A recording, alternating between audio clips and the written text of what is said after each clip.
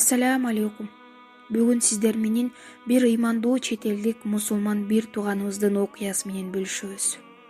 Мусулман жигит өзү жашаган шаардагы офистердин бирине жумушка жайгашты.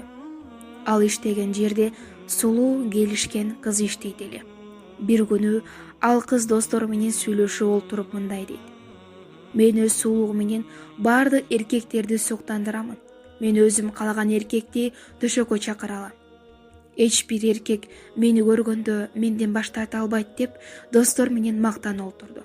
Ошол кезде жанындагы достору: биздин офиске жаңы жумушчу жигит келди. Ал офисте иштеген бир да кызга башын көтөрүп, көзү менен караган жок. Ал керек болсо сени да карабайт.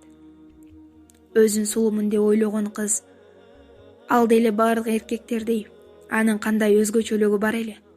Мына көрөсүңөр, ал менден баары бир баш тарта албайт. Ошентип ал кыз достору менен мелдешет. Бир күнү ал кыз ыймандуу мусулман жигиттин жанына келип, коробкадагы документтерди ташышканы жардам берүүсүн суранат. Жигит макул болуп, коробканы көтөрүп, кыздын артынан офистин эч ким жок бош турган бөлмөсүнө барат.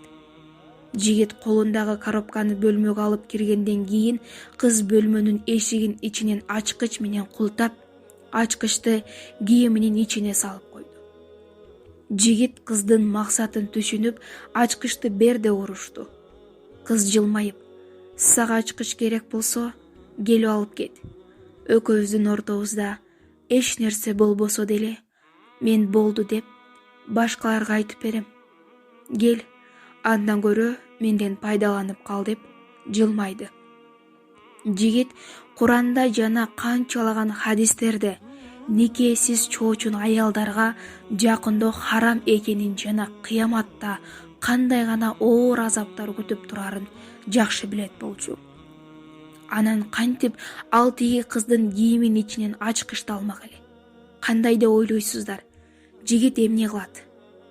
Жигиттин эч кандай айласы калбаганын түшүнүп: мейли, бирок мен экөөбүздүн ортобузда бир нерсе болор алдын даратканага кирип чыгайын деп бөлмөдөгү даратканага кирип, даратканадагы нажаздарды өзүнө сыйпап чыгып: кана эми сен мага келчи деп жылмайды. Кыз жигиттеги нажаздан жиркенип бөлмөдөн качып чыкты. Жигит бул акыбалында бөлмөдөн чыгып, жумушун улантуудан аябай уялды.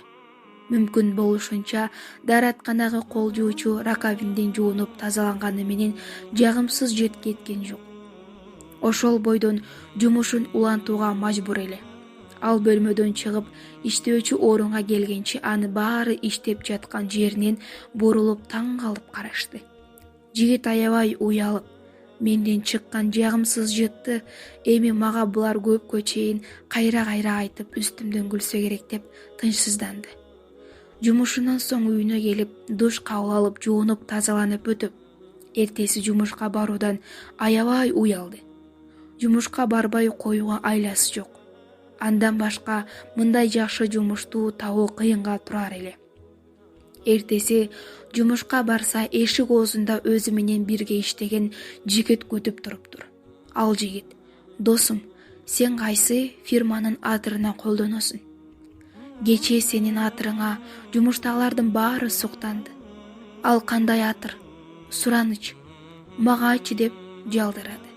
Субханаллах, бул адамдын сөзүн башында шылдыңдоо катары түшүнө жаздады. Аллах кечеги жагымсыз жытты жагымдуу жытка айландырып коюптур. Куранда айтылгандай, кыйынчылыктын артында жеңилдик бар деген ушул. Аллах өз ыймандуу пендесин жагымсыз жыттан сактап, аны жагымдуу жытка бөлөгөн экен. Аллахтын дининде бекем болсоң, Аллах сага күтүлбөгөн жерден ырыскы берет жана өзүнүн кереметтерин көрсөтөт. Урматтуу илим талап кылуучулар, эгер сиз бизден жарыяланган маалыматтар аркылуу илим алып жаткан болсоңуз, ал маалыматтарды башка мусулман бир туугандарыбызга жеткирип же бөлүшүп туруңуздарды суранабыз. Аллах алган илимдерибиздин баарына амал кылуубузду насип кылсын, иншаллах. Сиздер менен Ыйман медиа каналы болду. Кийинки видеодо көрүшкөнчө сак саламатта туруңуздар.